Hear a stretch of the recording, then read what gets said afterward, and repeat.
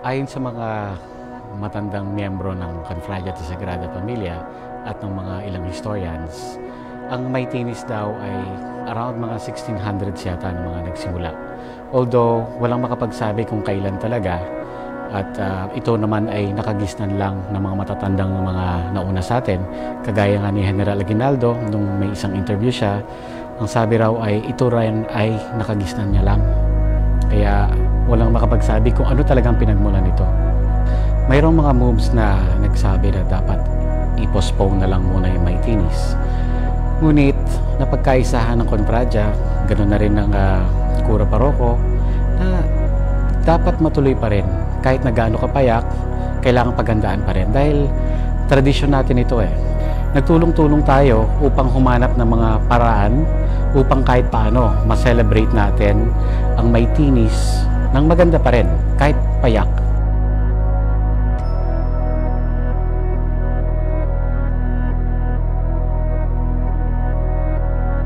Paano ba natin ipagdidiwang yung Pasko sa panahon ng pandemya? Itong Pasko sa panahon ng pandemya, maraming restrictions sa atin. Actually, malayo pala yung December. Ang tanong ng madami, paano ba tayo magdiriwang ng Pasko? Yung Pasko sa panahon ng pandemya ay isang bagong karanasan para sa atin. Pero may pinapakita na isang mas malalim na pangunawa tungkol sa totoong kahulugan ng Pasko. Mas dapat nating ipagdiwang yung Pasko. Dahil ang Pasko ay nagpapaalala sa atin na sa kasaysayan ng sangkatauhan, kaya merong unang Pasko dahil ang Diyos ay dumadamay sa tao. At ngayong pandemya, mas pinaparamdam sa atin na ang Diyos na ito ay kasama pa rin natin, kapiling natin. Ngayon natin mas naiintindihan na ang Emmanuel, ang Jesus na isisilang, ay ang Diyos na kapiling ng tao sa lahat ng oras, sa lahat ng pagkakataon. Pandemya man o hindi, may sakon naman o wala, kasama natin ang Diyos.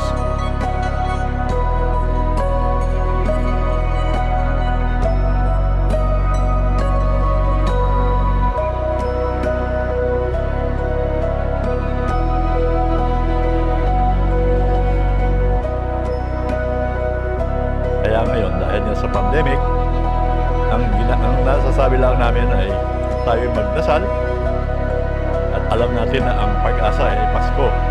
Kaya sa pagdating ng ating mahal na Panginoon, lahat tayo ay manalangin at magpasalamat sa Kanya dahil ang ating pag-asa ay nasa Kanya lang.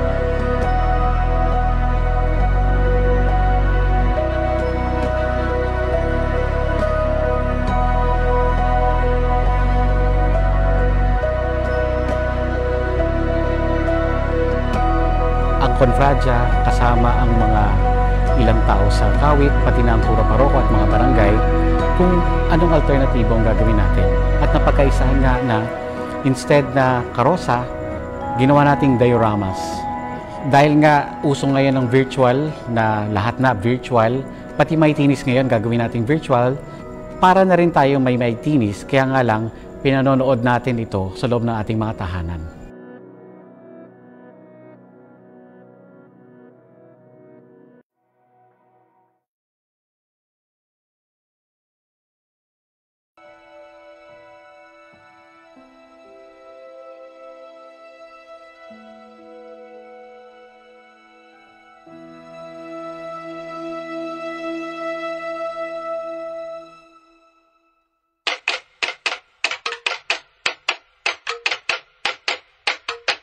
Inang Pilipinas.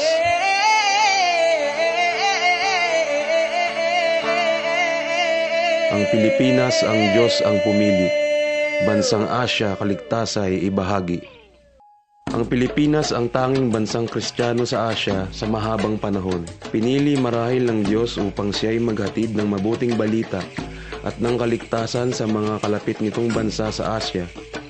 At sa paparating na taon, 2021, ang bansang Pilipinas ay magdiriwang ng ika-500 anibersaryo ng pagdating ng pananampalatayang Kristiyano. Ito ay isang malaking biyaya at patunay ng katapatan at pag-ibig ng Diyos sa kanyang bayan.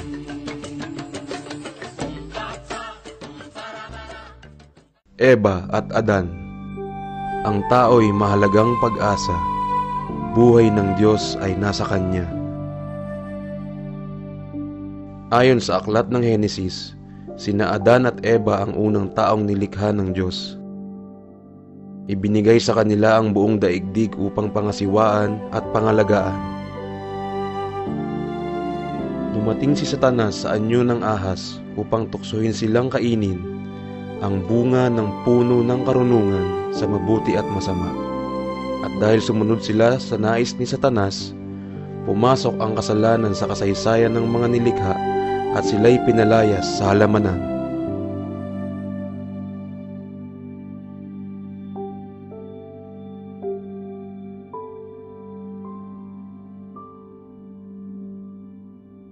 La Purisima Concepcion, ang pangakong kaligtasan kay Maria na tagpuan.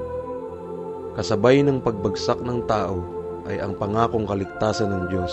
Ito ay magaganap sa pamamagitan ng pagsilang ng tagapagligtas mula sa isang babae na tatapak sa ulo ng ahas. Si Maria ang babaeng tinukoy ng Diyos mula sa lumang tipan.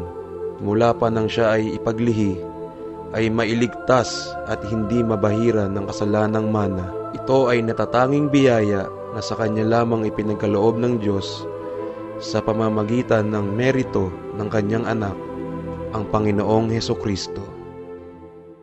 Si Noe at ang baha. Ang Diyos ay nagliligtas sa taong matapat at masunurin.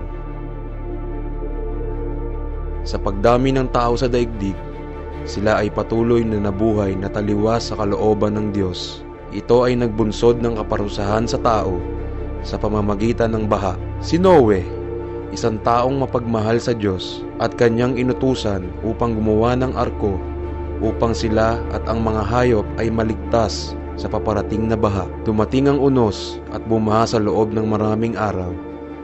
Matapos ang ilang araw, humupa ang baha at gumawa si Noe ng dambana. At doon ay nagpasalamat at sumamba sa Diyos. Kinalugdan ng Diyos si Noe at nangako na hindi na muling magpapadala ng gayong baha.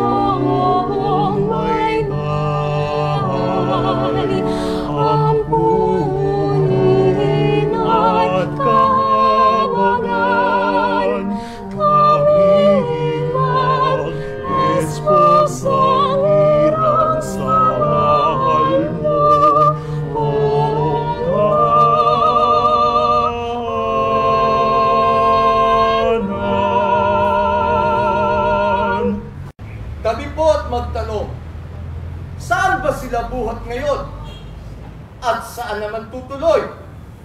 Gabing-gabi. Anong layon? Doon mo kami nanguhan,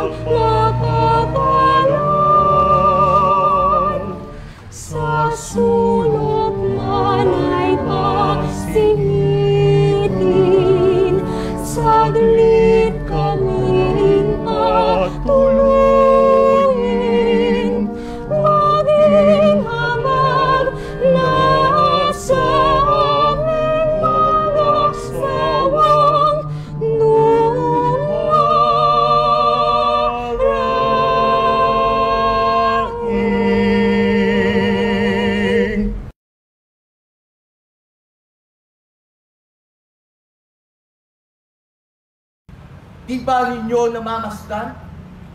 Ako'y wala ng kalagyan. Ano't dito pa manunuluyan sa aking tahanan? Kayo'y di ko mapahihintulutan, pagkat isang pansikip lamang, kaya't kayo'y lumayas na, at huwag nang muling babalik pa. Layas!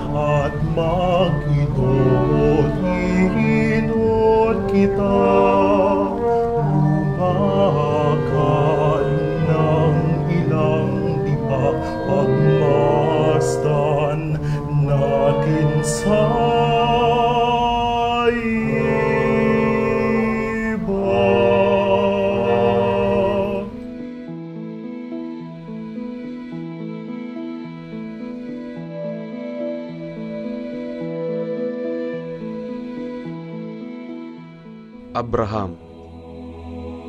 Ang Diyos ang pag-ibig na tunay, si Abraham ang matapat na gabay. Matapos maghintay ng mahabang panahon, si Abraham at Sarah ay pinagkalooban ng anak, ngunit sinubok ng Diyos ang pananampalataya ni Abraham nang hingin niya bilang handog ang bata. Sa laki ng pananampalataya ni Abraham, sumunod siya sa Diyos. Nakita ng Diyos ang pananampalataya niya, kaya't nagpadala ito ng anghel upang hindi matuloy ang pagkitil kay Isaac. Ang lahi mo'y magiging sindami ng bituin sa langit at ng buhangin sa dagat. Sa pamamagitan ng iyong lahi, pagpapalain ang lahat ng bansa sa daigdig, sapagkat sinunod mo ang aking utos. Moises, taong tumatalima sa utos ng Diyos, awa at pagpapala niya ay bumubuhos. Si Moises ang kinikilala na dakilang propeta sa lumang tipan. Sa kanya ay pinahayag ng Diyos ang kanyang pangalan sa bundok ng Horeb, at siya ang namuno sa paglaya ng mga Israelita mula sa pagkakaalipin sa mga Ehipsyo. Sa kanya ay binigay ng Diyos ang kanyang mga utos na iniukit sa mga tabletang bato.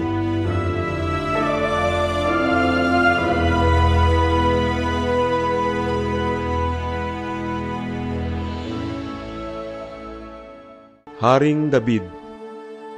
Lakas ng Diyos kay David na malas. Si Haring David ang hinirang ng Diyos upang pahiran ng langis ni Propeta Samuel upang maging hari ng Israel. Noong panahon ng digmaan ng mga Israelita laban sa mga Pelisteo, si David ay lumapit sa hari upang hingi ng pagkakataong humarap sa mandirigmang si Goliath, at ibinigay ito ng hari sa kanya. Sa kanilang paghaharap, nagapi ni David ang higante sa pamamagitan lamang ng kanyang tirador, at pinugutan niya ito ng ulo gamit ang sarili nitong tabak. Ayon kay David, ikaw ay humarap sa akin ng may isang tabak at isang sibat. Ngunit ako'y naparito sa iyo sa pangalan ng Panginoon. Tutulungan ako ng Diyos sa pakikipaglaban sa iyo. Ruth at Noemi. Igalang mo ang iyong ama at ina upang makabuti sa iyo at humaba ang iyong buhay dito sa lupa. Matapos mamatay ang kanyang asawa, napagpasyahan ni Noemi na umuwi sa kanyang bayan. Sa kanyang pag-uwi, sumama sa kanya si Ruth na kanyang manugang. Panahon na ng pag-aani nang sila'y dumating sa dating tahanan ni Noemi sa Bethlehem. Alam ni Ruth na mahirap lamang ang buhay ni Noemi at walang magpapakain sa kanya. Kaya't nagtungo si Ruth sa bukid na pinag-aanihan upang siya'y mamulot ng nalaglag na mga uhay.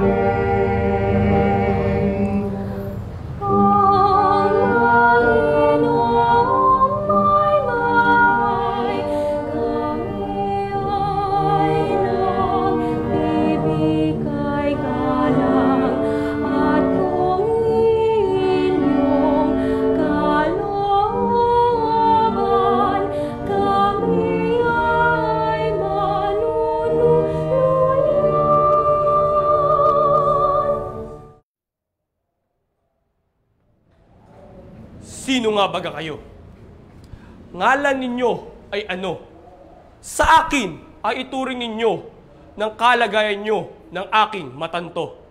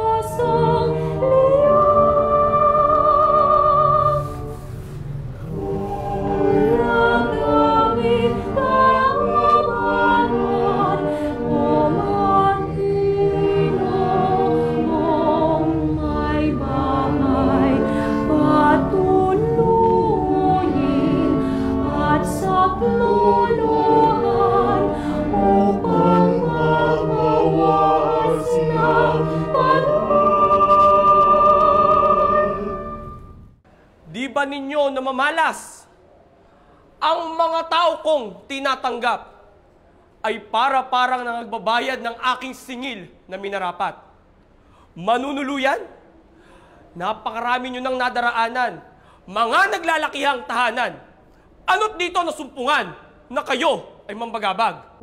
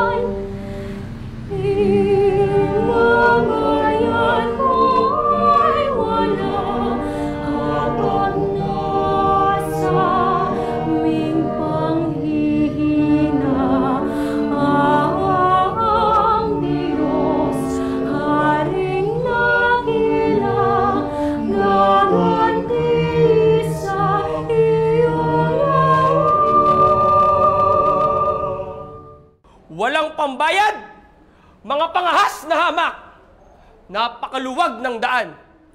Kayo lumayas, agwat ng babalik pa. Layas, mga ampas lupa!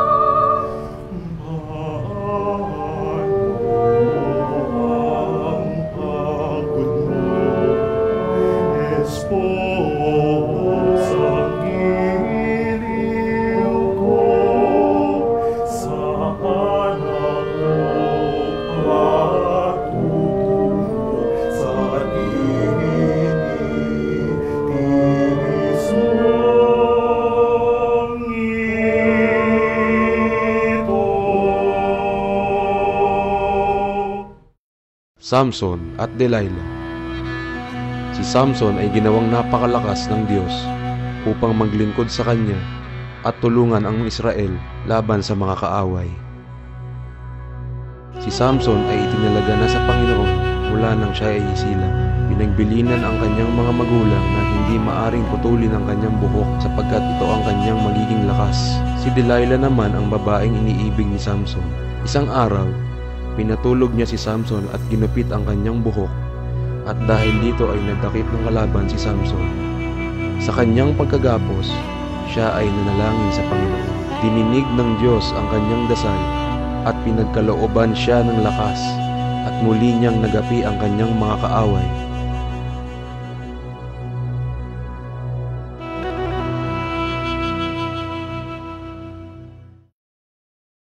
Infanta Judith. Hukbong Asiryo sa kalasag na nalig, ngunit salita ng Diyos ang nanaig.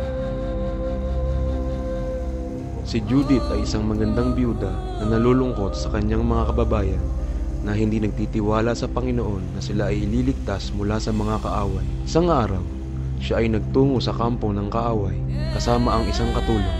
Si Holofernes na isang general ay kanyang nilinlang at unti-unti niyang nakuha ang tiwala nito. Isang gabi ng malasing ang general, isinagawa ni Judith ang kanyang plano at pinugutan ito ng ulo. Nawala ng pinuno ang hukbong Asiryo at dahil dito nailigtas ang bayang Israel.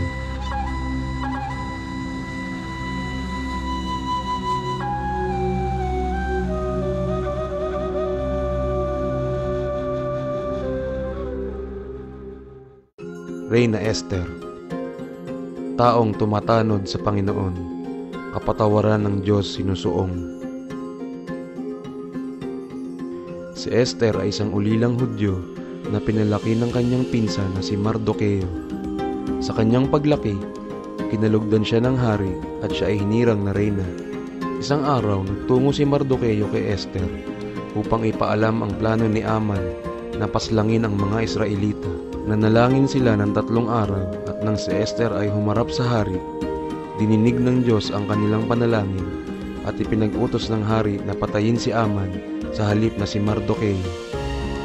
Pagkaraay, hinirang niya si Mardoqueo bilang kanyang katulong at niligtas ang lahat ng tao ng Israel.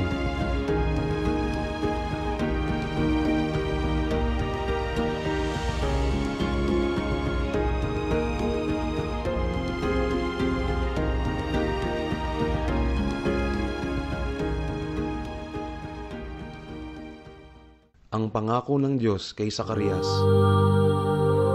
Sinabi ng anghel, ang aking mga salita ay matutupad pagdating ng takdang panahon. May isang saserdoteng nagngangalang Zacarias. Wala silang anak ng kanyang asawang si Isabel. Isang araw, nang siya ay naghahandog sa templo, nagpakita sa kanya ang anghel ng Panginoon at sinabing magkakaroon sila ng anak na lalaki. Hindi ito pinaniwalaan ni Zacarias. At dahil dito, siya ay napipi. Makalipas ang ilang buwang pagdadalang tao, nagsilang ng batang lalaki si Isabel at pinangalanan itong Juan.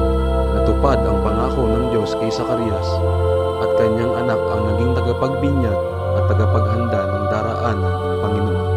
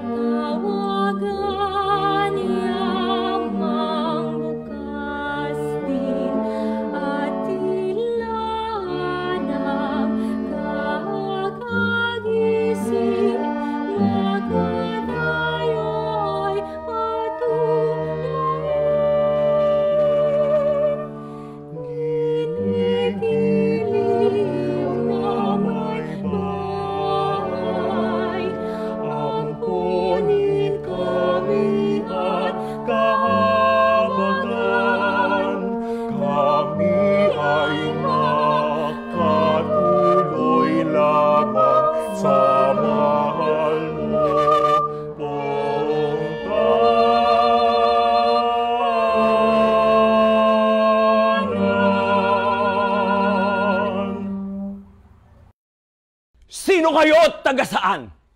Ano ang inyong pangalan? Kayo ba'y Ginoo o mayayamang tao? Pangalan ko ay si Jose, isang abang aluwake, Mariang Esposang kasi sa Nazaret, tubo kami. Kaya kami naparito, sunod sa utos na bago sa talita namin ito. Kami payang kunin ninyo. Ang pintuan ko ay bukas at ako nga'y tumatanggap sa may dangal at may pilak, hindi sa tulad niyong hamak. Marami na kayong nadaanan, pawang malalaking tahanan. Ano dito manunuluyan sa aking tinatahanan? Tunay mo iyong sabi, dinaanan ay marami, ngunit nang nagsisitanggi at walang kalamyan,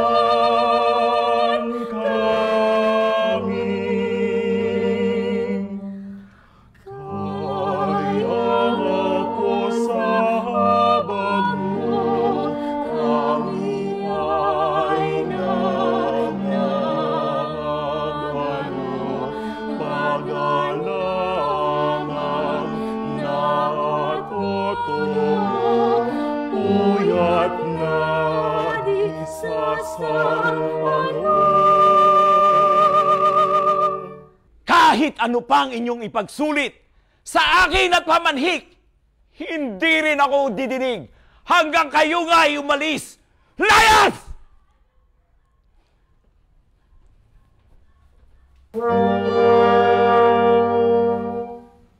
Kami po ay nagpapaalam sa inyo muling may bahay, Mariang karamay-damay, halina, esposang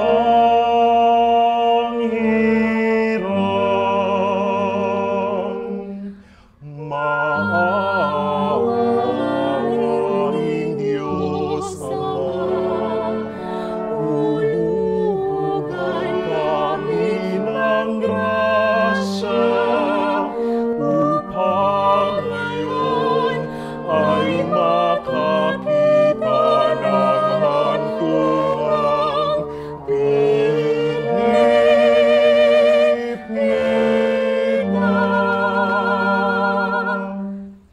Noon sa kabilang lago, tinagakaunti ang tao, tumawag na panibago, makapagtuluyin tayo. Halina sa may tapat ng bintana ay tatawag upang magdalang habag sa dalita natin at hirap.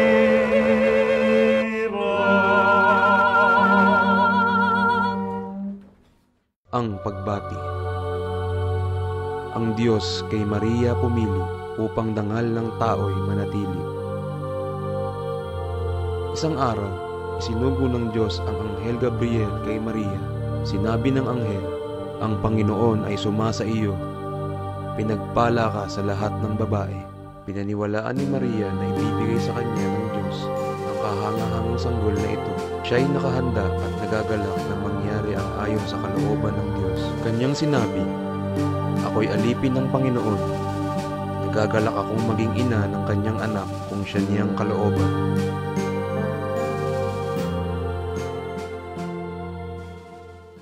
Ang pagdalaw. Puso ng tao'y kay Maria pumili, upang dangal ng tao'y manatili.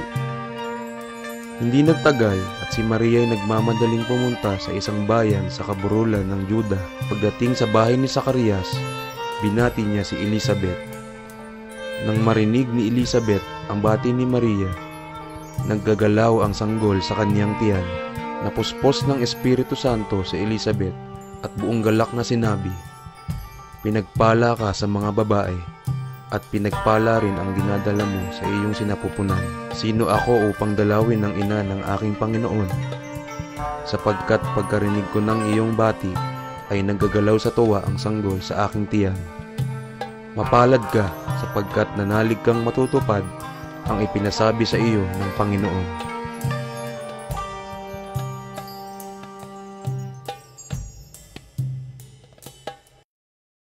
Ang pagbabalita ng anghel. Noong gabing ipinanganak si Jesus, may mga pastol ng tupang nagbabantay sa kanilang mga kawan sa dakong labas ng Bethlehem. Walang ano-ano'y biglang nagliwanag sa buong palibot nila. Nakita nila ang isang anghel ng Panginoon na nagniningning ang kasuotan. Huwag kayong matakot sapagkat dinadalhan ko kayo ng mabuting balita. Ito'y para sa lahat ng tao sapagkat ipinanganak sa inyo ngayon sa bayan ni David ang isang tagapagligtas na siya ang Kristo, ang Panginoon. Luwalhati sa Diyos sa kaitaasan at sa lupa'y kapayapaan sa mga taong kinalulugdan niya.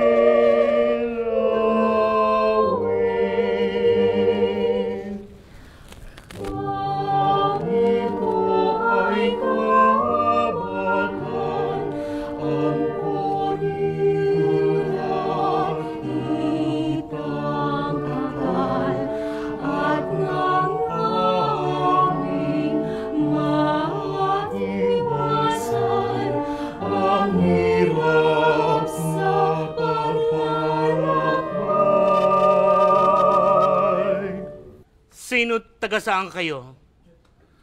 Mga pangahas na tao na pumukaw ng tulog ko. Ano ang ibig nyo? Di ba ninyo namamalas? Bintana ako'y nakalapat. Ano't kayo'y nagsitawag? At ako'y binagabag.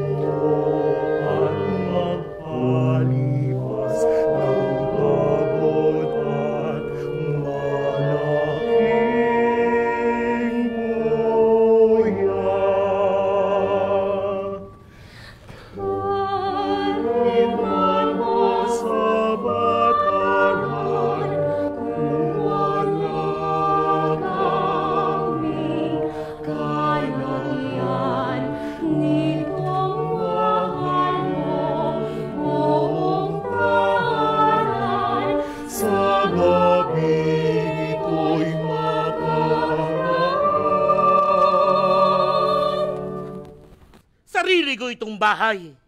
Hindi ako kinukulang. Kayo hindi ko kailangan. At isang pansikip lamang. Kahit kayo'y lumakad na. At hindi ko na ibig pang makita.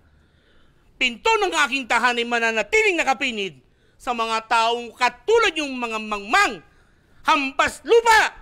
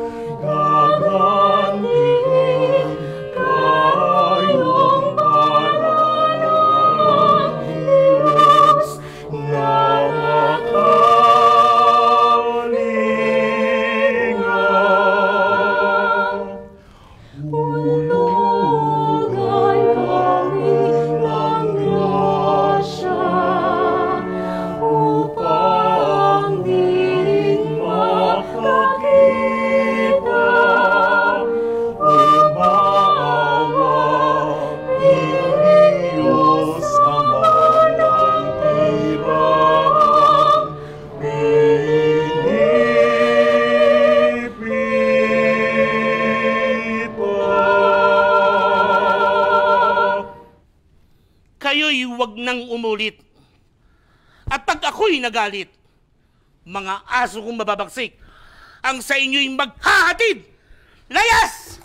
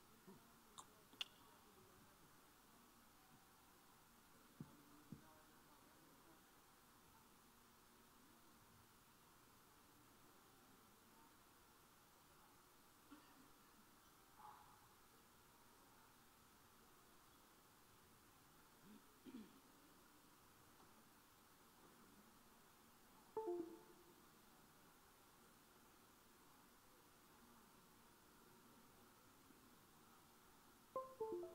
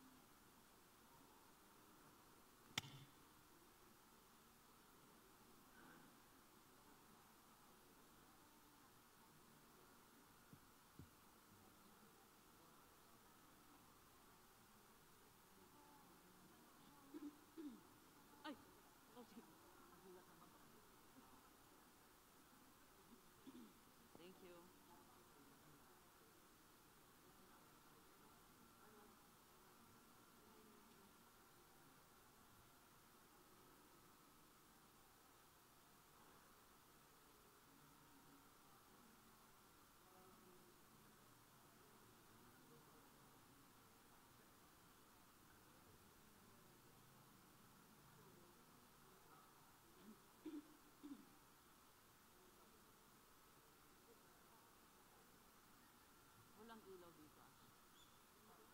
Bruce, nasaan ang ilaw? Kasi wala nang plug.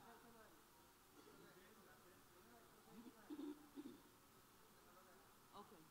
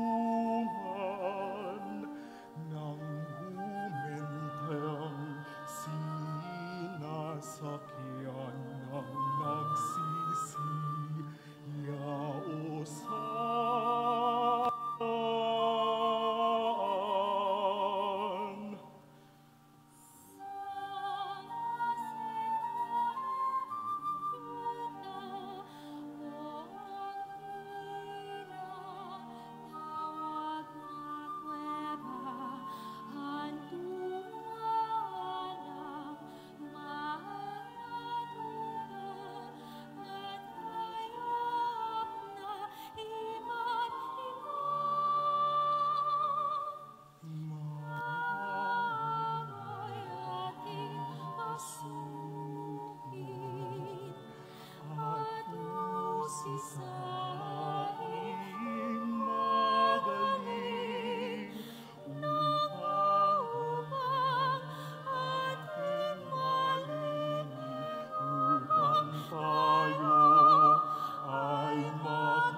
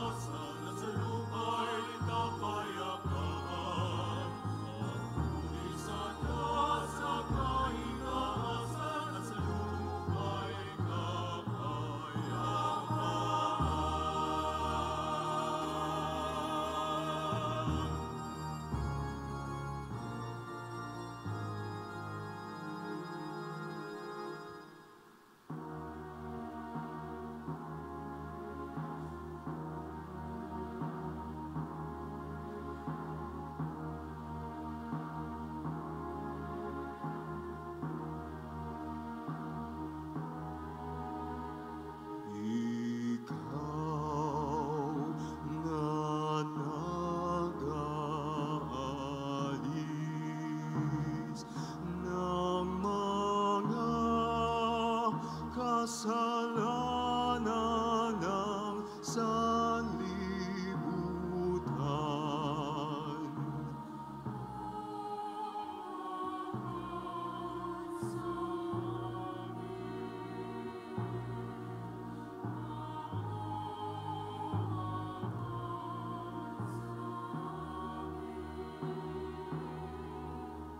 Ikaw na nag-aalis ng mga kasalanan ng sanlibutan.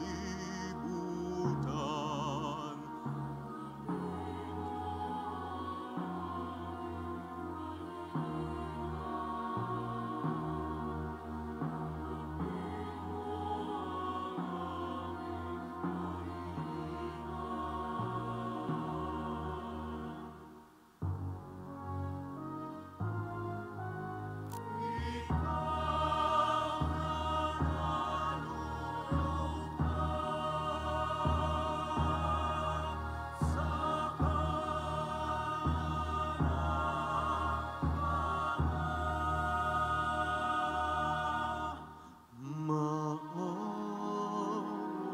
ka sa